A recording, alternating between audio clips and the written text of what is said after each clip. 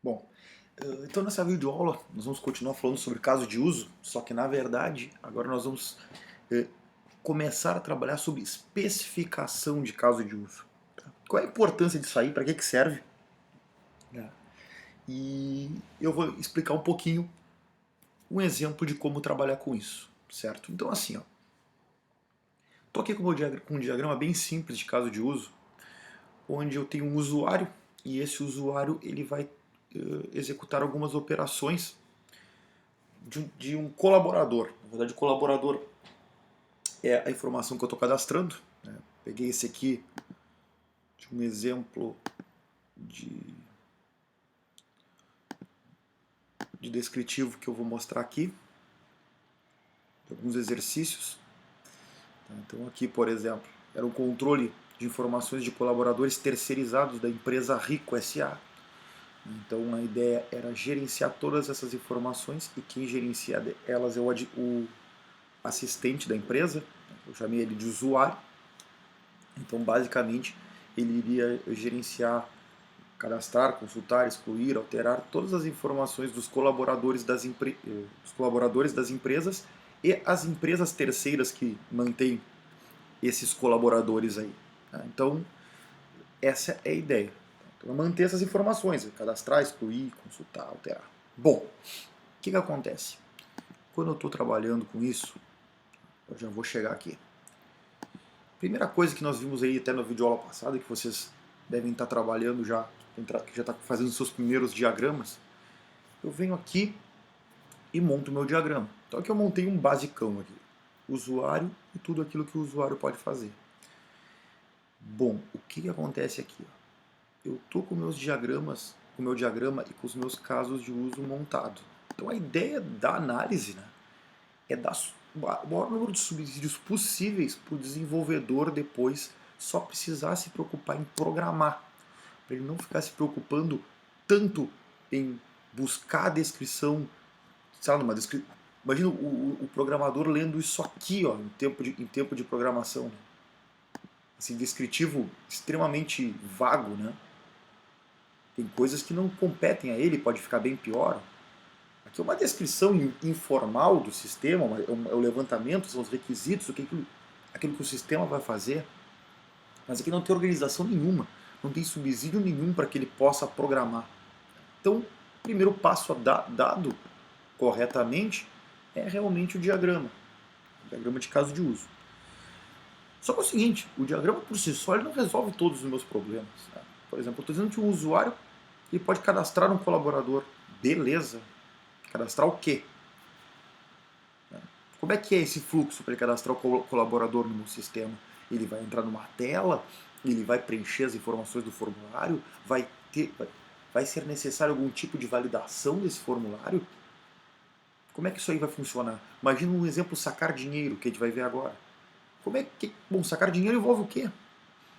Então, assim, o que a gente vai começar a trabalhar, nessa videoaula eu vou mostrar uma geral, é como é que eu faço para especificar melhor esse caso de uso.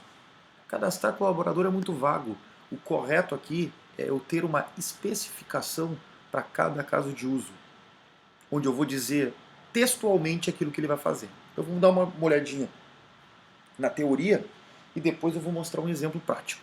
Tá? Mas não é difícil. Tá? Então essa é especificação. É importante que vocês tenham essa ideia aí. Vamos lá. Então assim, ó, a especificação ela pode ser feita através do formato de texto mesmo, e ela descreve como o ator e o caso de uso interagem.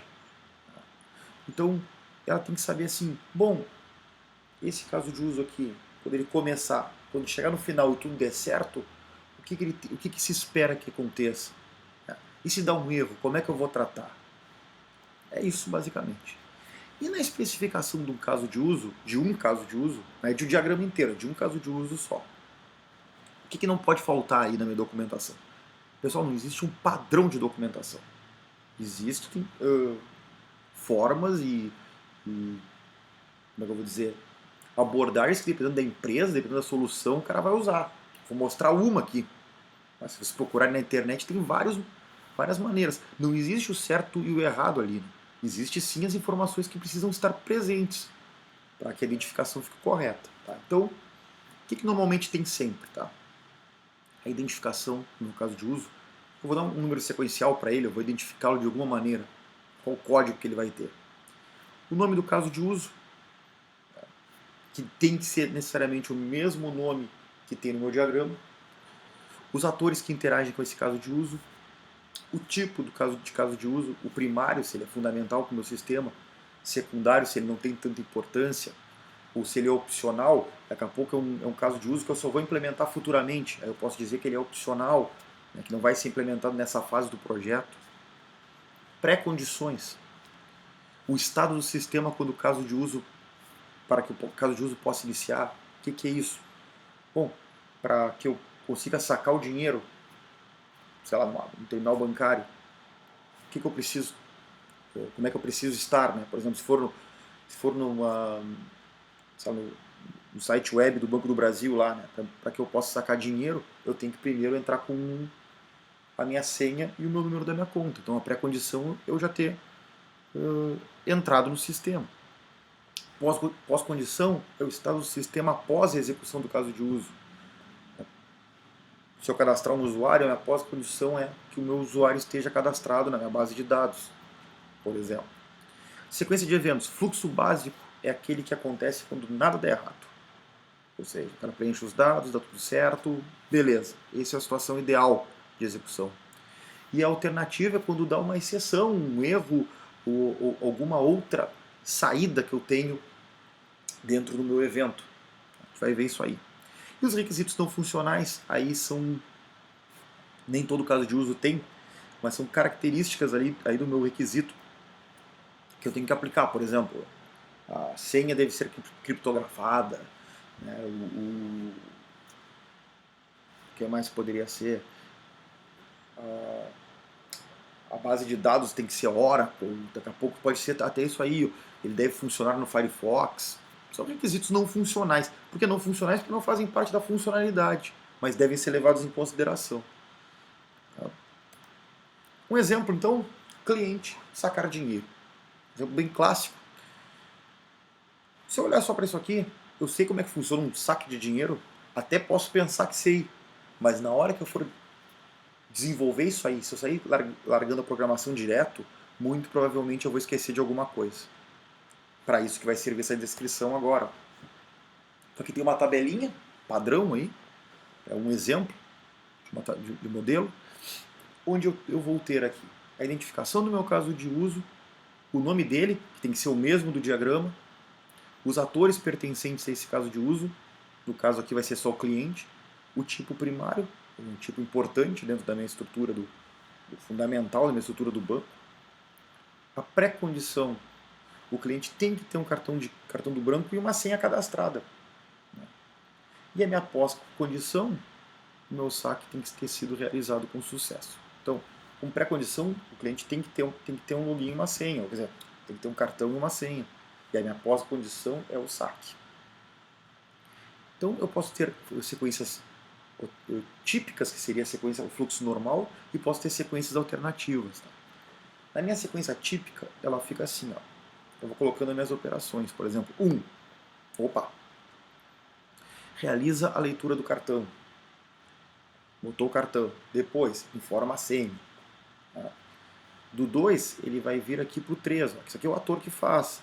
Aí vem o sistema. O que o sistema vai fazer depois que eu informo a senha? Valida a conta corrente e a senha, liberando a operação de saque. Depois, o cliente vai informar o valor do saque. Depois volta para cá. Autoriza os saques e lança o débito na conta corrente do cliente. E libera o dinheiro. Esse é o fluxo normal. Se tu vai sacar no banco, normalmente esse é o fluxo que eu vou fazer. Boto meu login e minha senha, valida, digo quando eu quero sacar, ele autoriza e libera o dinheiro. Agora isso aqui pode ter problemas. Essa aqui é a minha situação ideal.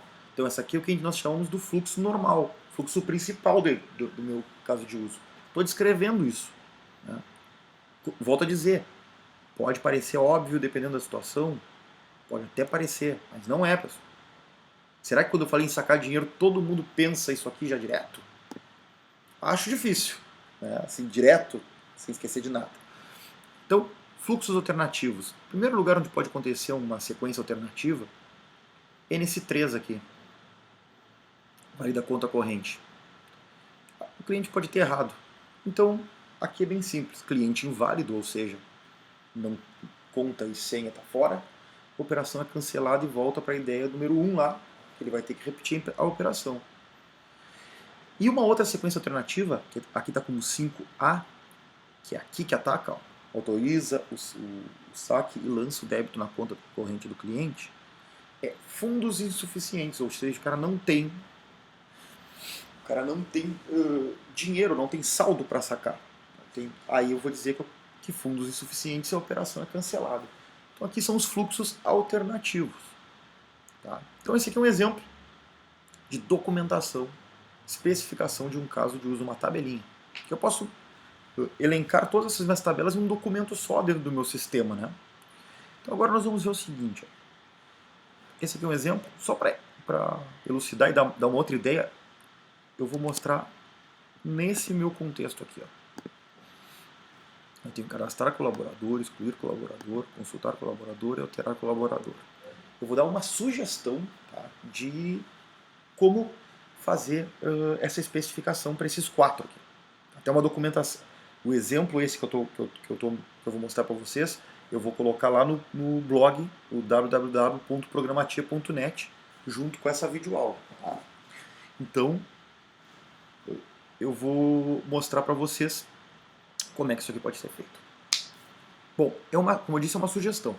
Então eu tenho o meu usuário. Meu usuário tem que cadastrar colaborador. Como é que ficaria a especificação disso aqui? Como é que eu faria? Eu cadastrar colaborador. Eu identifiquei ele como no caso de uso 001. O nome é cadastrar colaborador. O ator é usuário. O tipo é primário. Pré-condição, eu quero que ele esteja logado no meu sistema. Está logado, poder entrar aqui. Pós-condição, colaborador cadastrado na base de dados. Bom, sequência típica de eventos. O ator clica no link cadastrar colaborador, preenche informações do formulário, clica no botão cadastrar, o sistema valida informações preenchidas e realiza o cadastro. Bem simples, né? Esse é um exemplo de cadastro. Se valida informações, em um outro momento vocês vão ver que eu posso especificar quais regras eu estou validando aqui, devo especificar. Mas esse é um outro momento. Então clica no botão cadastrar, valida informações e realiza o cadastro. Sequência alternativa que eu tenho é essa aqui, ó. No momento de validar as informações, as informações podem estar preenchidas incorretamente. Então ele volta para o passo 1, que é lá na hora de cadastrar, e eu digo, exibe mensagem de erro e coloca o foco no primeiro campo com problema. Então eu digo, informações, né, campo obrigatório, e jogo o foco no primeiro campo que tiver com problema. Então isso aqui, eu já estou descrevendo minha tela praticamente, né? Estou descrevendo como vai ser os passos da minha implementação. E assim por diante. Tá?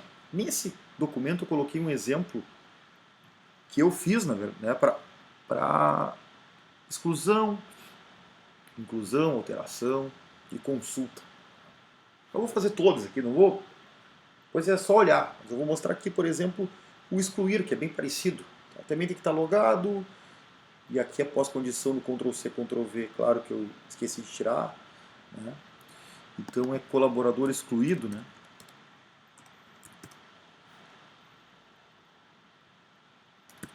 Nossa condição é como colaborador excluído. E aqui eu pensei o seguinte, ele entra na listagem de colaboradores, seleciona o que ele quer excluir, clica no botão excluir. Esses são os 3 passos. Verifica dependências, caso ele tenha relação em outro lugar, e realiza a exclusão. E a sequência alternativa, se o meu colaborador já tiver referenciado em outra tabela, vai exibir uma mensagem de que não foi possível excluir, certo? Então esse aqui é um outro exemplo de especificação. Então é isso aí. Qual é esse aqui? Alterar colaborador.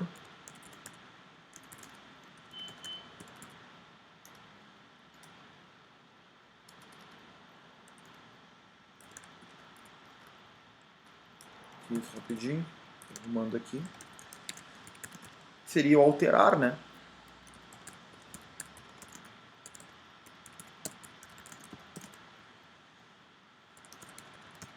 Então, a minha ideia aqui é o seguinte, é colocar uma documentação, eu não fiz tudo, por exemplo, aqui, ó, montei um quadradinho básico das 4 operações que fazem o CRUD, né? Que é, né, inserir, alterar, consultar e excluir. A primeira coisa que eu deixei para vocês fazerem aqui é a hora de fazer sequências alternativas do caso de uso alterar. Mas aí é só validação. Então esse aqui é um exemplinho de documento, né, de documentação que vocês podem utilizar como base. Pegar a ideia? Então, assim, a importância da documentação aqui no meu caso de uso. Se eu não documento, a informação vai ficar faltando, né? Eu não vou conseguir ver exatamente o que eu preciso implementar. E aquilo ainda pode ser bem enriquecido com outras informações, como regras de negócio, né? As rotinas de validação ali, tudo eu posso colocar, certo? Mas essa é a ideia. Então é isso aí. Até a próxima.